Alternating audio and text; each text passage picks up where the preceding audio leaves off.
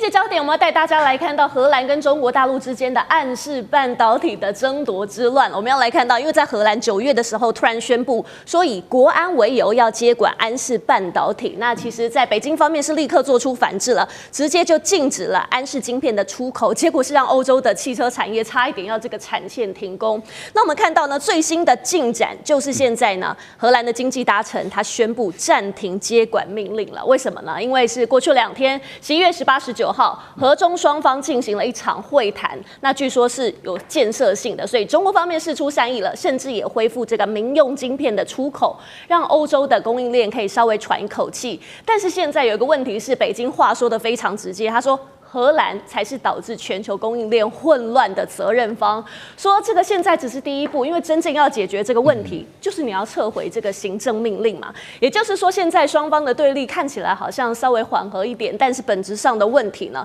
現在供應鏈的緊張也沒有完全消失。中國文泰他最新的回應說，對安氏的控制權還是在受限的狀態。所以想請教蔡委員，您看，中國一出手就是出口管制嘛，讓歐洲的車廠也嚇到了。你怎麼看他們這個反制力道？中國大陸的反制是因為中國大陸控制着安氏半導體生產的下游階段，就是封裝跟測試，晶片的制造廠還是在荷蘭。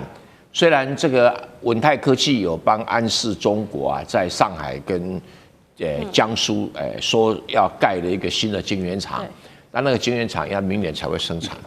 所以工程師調回來了，但是現在還沒有辦法供貨。那如果晶片在中國生產，然後這個封裝測試在中國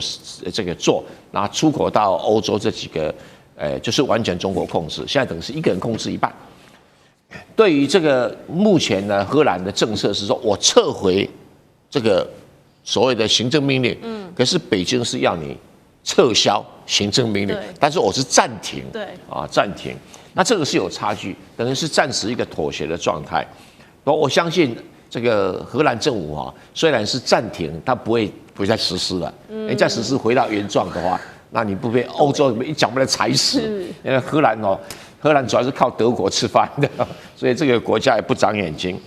但是你說文泰還沒有完全控制是事實，因為什麼？他的 CEO 還沒上任。然後原先叛變的那幾個外籍高管還沒有鏟除，因為一定會鏟除漢奸的嘛，鏟除汪精衛嘛，所以這個還沒鏟除嘛，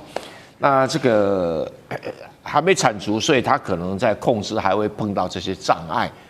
不過我相信會解決了，會解決。那如果文泰科技的 CEO 上任安氏荷蘭的 CEO，然後把這些人開除，換上他自己派的。比如說德國的高管這個這個時候很簡單你就這個文泰科技就打個電話給那個誰，給那個賓士跟 BMW， 你們派個人來當副總，就當營運長就來了，你根本不用管什麼事，反正客戶是這些人嘛，他們自己會把事情料理好，所以我是覺得這個時間因為不至於說會一直僵下去，因為荷蘭這個政府也快下台了，下一任政府誰幫你收這個爛攤子，根本懶得管嘛那這個安氏之亂應該是給歐洲一個很大的教訓，就是說你要欺負中國的企業，那你要墊墊斤兩那第二個你要脫離中國的供應鏈，你要考慮你成本有多高風險有多大然後第三個。還是跟中國好好相處比較實際，這從來沒有中國找你麻煩，都是你們找中國麻煩中國沒事幹就找你麻煩。中國是哲學是和氣生財嘛，大家有錢一起賺嘛。當然講的比較高遠一點，名字叫什麼？人類生命共同體。其實有錢大家賺，好吧？你自己荷蘭不長眼睛，你聽到哎呀。這個美國說有要什麼50%的這種滲入法，你就主動跑去當打手，還沒想到美國躲到一邊去，不干我的事你不是丟在這個馬路上挨揍嗎？所以荷蘭給個教訓，其實也會給歐洲很多國家一個很好的教訓。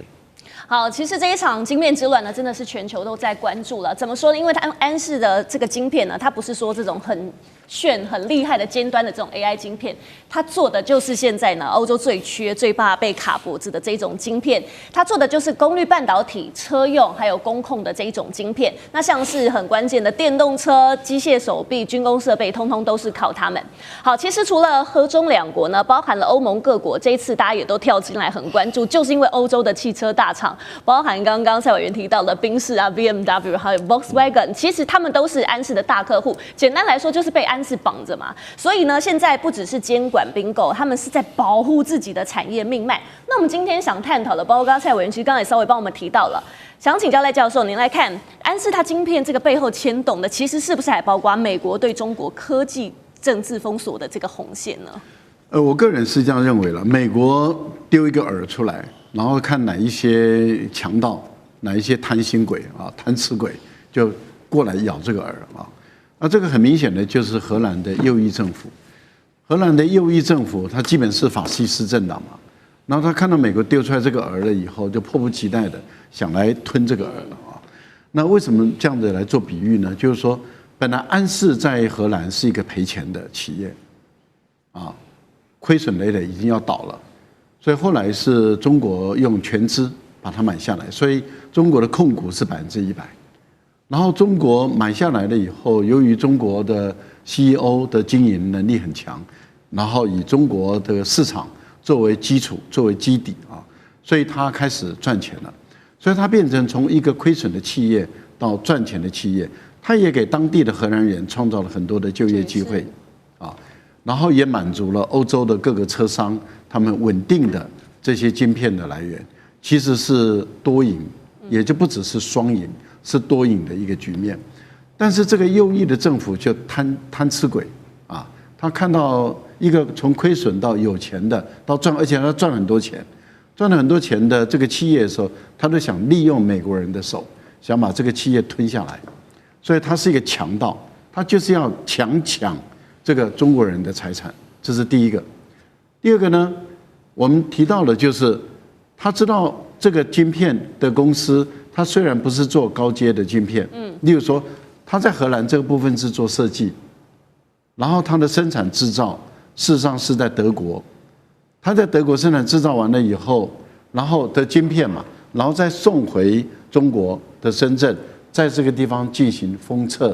最後封裝。然後再運回去給德國的汽車來使用，是採用這樣的一種方式，所以基本上來講是全球的產業鏈的一部分。好，荷蘭他認為他控制了這個晶片以後，他事實上對德國他就有更大的影響力了，因為德國、美國部分的還有日本部分的廠，那他等於是他們全世界的60%的歐洲廠的晶片都控制在荷蘭手中，這個右翼政府就更有籌碼了嘛。可是問題就是他沒想到偷雞不着蝕把米，也就是當他要偷吃，想借由美國人的手啟動的一個從來沒有使用過的所謂的1952年的法案，那這個法案他就要偷吃了。那他沒想到中國政府是給企業當後盾的，這個情況就跟當初美國要吃華為一樣，中國就給華為當後盾，所以華為不但活下來了，而且活得更好。而且現在更為壯大、更為強大了啊！那現在的情況是，我相信安氏將會更為壯大、更為強大，因為再也沒有人敢欺負中國的企業，也沒有人敢欺負安氏了，因為中國政府已經出來了，我就是他的後盾。所以我個人是認為，荷蘭這一次的右翼政府是真的是沒有從美國的經驗中學到教訓，這個是吃的虧、吃的大。但是問題是在這個事情還沒解決。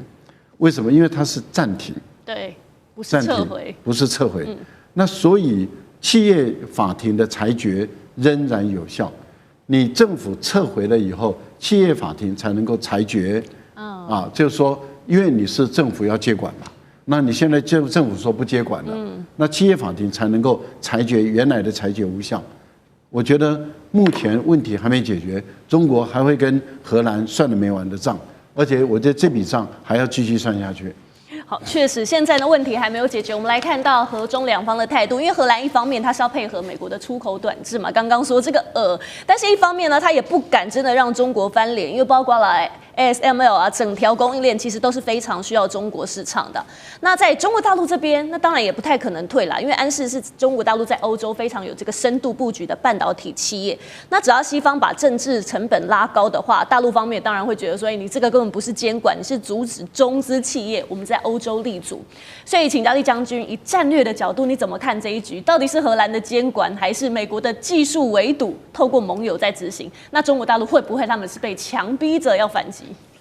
我覺得這次來講，如果讓荷蘭政府將安士這個企業來講搶去的話，第一沒有天理，第二沒有道理。我先講為什麼沒有天理，這明明就是一個搶劫嘛。荷蘭如果說你把它形容成一個海盜國家就是一個海盜國家，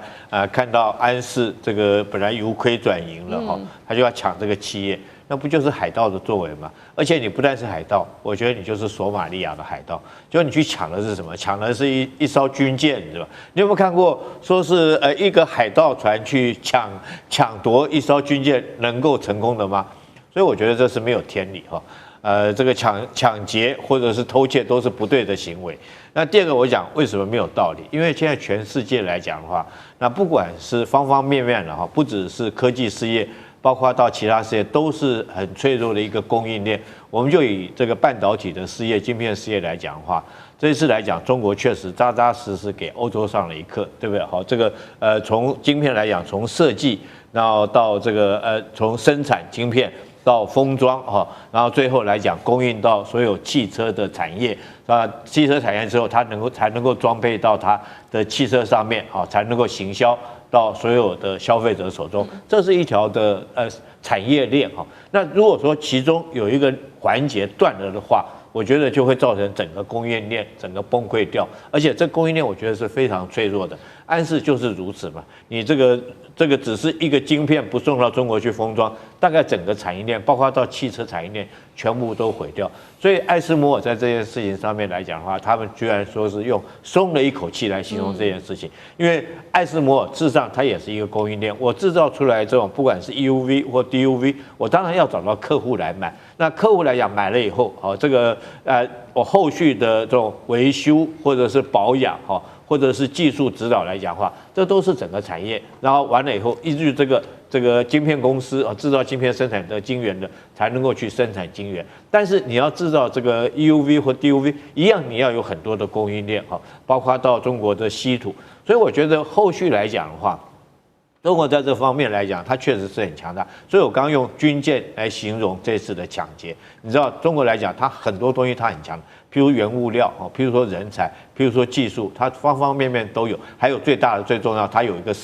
很大14億人的一個市場。所以我覺得，如果說這次來講的話，中國確實給歐洲上了一課，全世界大家所有供應鏈是互相這個互依互存的啦，不容任何一個中間來講有任何一個人作怪將它斷掉。好，更多精彩內容馬上回來。地缘政治、美中之爭、戰略價值、強權崛起。